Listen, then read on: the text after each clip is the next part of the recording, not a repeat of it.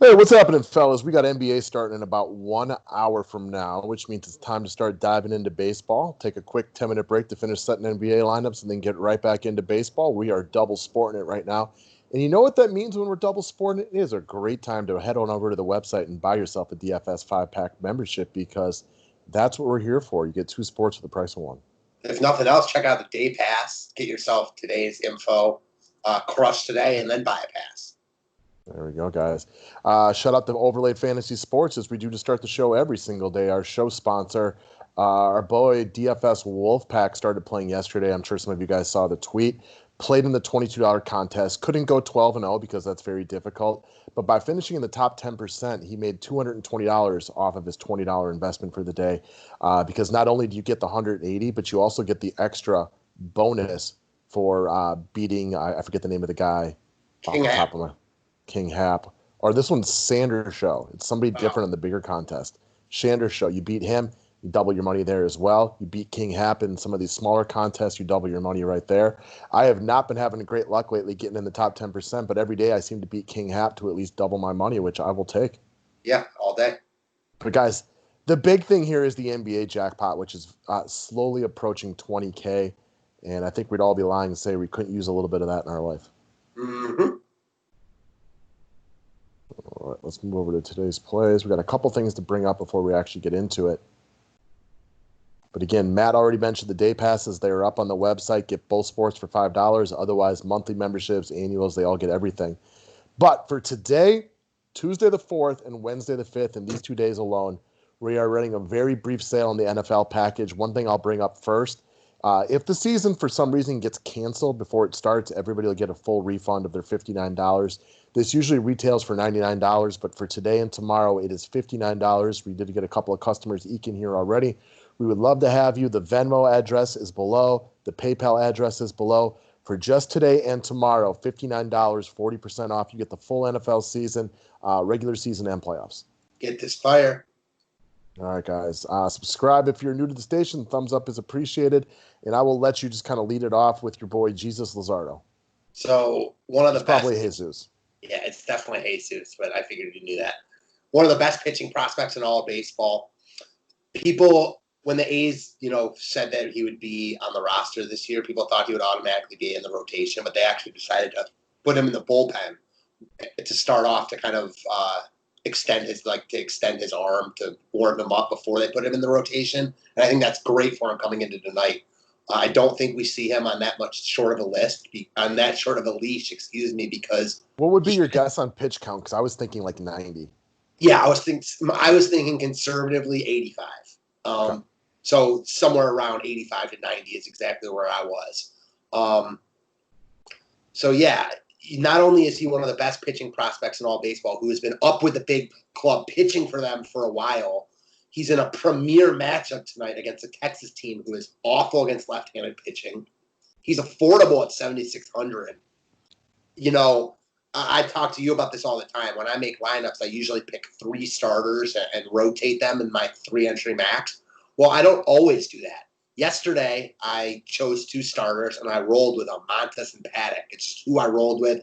The only 2 guys I really felt comfortable with, aside from obviously the top guys, but I didn't want to pay up. And I could see myself doing a similar thing tonight. The only reason I wouldn't is because there are other pitchers I like. But, man, it is hard to get away from Luzardo here in my mind. If I'm making one lineup, he's definitely in it. He's too cheap. He's in a great spot. He's got great strikeout upside.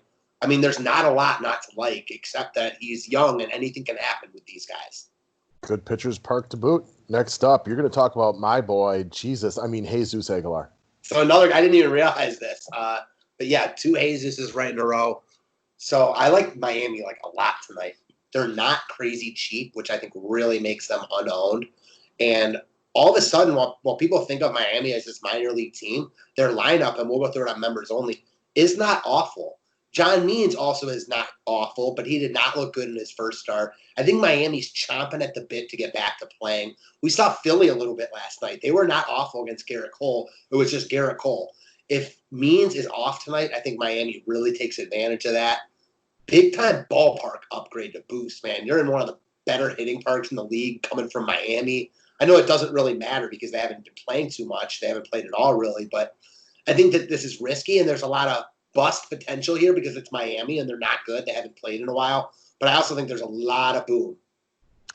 I want to just get off subject for just 1 second. You mentioned Philly last night against Garrett Cole, and I did watch a good portion of that game, especially early on. Have you noticed that Cole appears to be pitching to contact just a little bit more this year? It looked more so last night. I will say I did not watch a ton of it last night. Okay. And he did strike out a bunch of Orioles the game before, so I'm not sure. I think Yeah. for me, when I was like looking at that game and flipping through it, what I was thinking was the Phillies aren't really an offense I necessarily want to pick on ever because they've got a good lineup. Yeah, and they take guys like Hoskins and Harper will take a lot of pitches too. Exactly. And that's exactly what I think we saw yesterday. Like they're not a team that will never strike out, but they've got good hitters, 1 through 9. All right. I wanted to try to get off the beaten path a little bit with the first Love it. guy I wanted to bring up today. I will say there's no guarantee that former Matt's Indian Jason Kipnis will be in the lineup today, but with a right-handed pitcher on the mound, I expect him in the lineup today. So you're going to want to double check that, but that pretty much goes for everybody that you're always looking at. He's really, really inexpensive at only $3,000. And while Kipnis isn't the guy that used to be a first-round fantasy pick 10 years ago, he's still a guy capable of stealing a base and hitting a home run. The young kid for KC going today, Slinger or Singer, he's pitched fairly well early on. This is going to be his toughest challenge. Your Indians are not a bad offense, but they've been bad to start the year. And I believe his other game was against Detroit, was it? Yep. Okay, so he hasn't really faced any team like the Cubs quite yet, which means they can clearly get to him. There's not a lot of very, quote-unquote weak pitchers going today, and he is a very, very young guy. Kipnis has been off to his hot start with his new team. But the key thing here is he's $3,000 and probably, I would assume, come in with really low ownership because of that price tag. And in fact, he's usually batting in the 7 hole. Yeah, I like this call a lot. I mean, man, it's been a while since I rostered Kipnis, but this is a great call right here. Doubt he gets any love, and he's, really nice punt play if you need it. Yeah, the 3K price tag is the big thing here. It's really easy to come on here and tell you guys to play Aaron Judge every night. Not tonight because that game's not going. But we like to, again, try to scurry away from the beaten path from time to time. For shizzle. All right. Speaking of guys that we talk about a lot who doesn't get a lot of love, this is a guy that I feel like I bring him up every time there's a lefty on the mound. So, of course, I was happy when you brought him up today. So I will say the only detractor here is there's not a lefty on the mound. Caleb Smith. There is. Yeah. Yeah, Caleb Smith is not pitching. I think he was supposed to pitch after he pitched his last start. That was the schedule. But since everything has changed, Pablo Lopez is on the hill. Even still, man, hot is hot. Renato Nunez is on fire right now. Double digits in 3 straight. As you mentioned here, he's 5 for his last 12 with a bunch of walks, a bunch of extra base hits. Very affordable at 4K. I like offense from both sides of this game. I like Miami more, and we'll get into that more on members only. I think Pablo Lopez is hit or miss. He can definitely get hit. And if I remember correctly, he was pretty bad on the road. He was really good at home, but bad on the road last year. So if that keeps up, I could definitely see Baltimore putting up a bunch of runs tonight. Nunez is got to be the top piece at 4K with how hot he is. Bellman's game of the night, and 2 things you talk about from your sports betting days. 2 bad teams, bet the over. Yeah, I love this game. All right, so I made a bold call in yesterday members only video, and I talked about how Jose Abreu was going to hit a home run. I love being right, so when he homered last night, I felt really good about that. The flip side of that was he did it against my Brewers, and he was the key reason my Brewers lost, so I didn't feel super good about it, but that's where I'm going to go today, and I'm going to try to go with another guy I think is going to be my pick to click for the day, and that is David Dahl of the Colorado Rockies. So we're going to shimmy on over to Coors Field, which we all know is a really good place to hit. So it's not like I'm really getting off the beaten path here or anything like that. But what I like about Dahl, after a slow start to the season, one, we do know how good this guy is. When healthy, this guy hits, but he did get off to a slow start of the year. Back-to-back games with no strikeouts, took a walk last night, 5 straight games with a single. This looks like a guy about ready to bust out. Kevin Gausman, kind of the same thing, can be real hit or miss.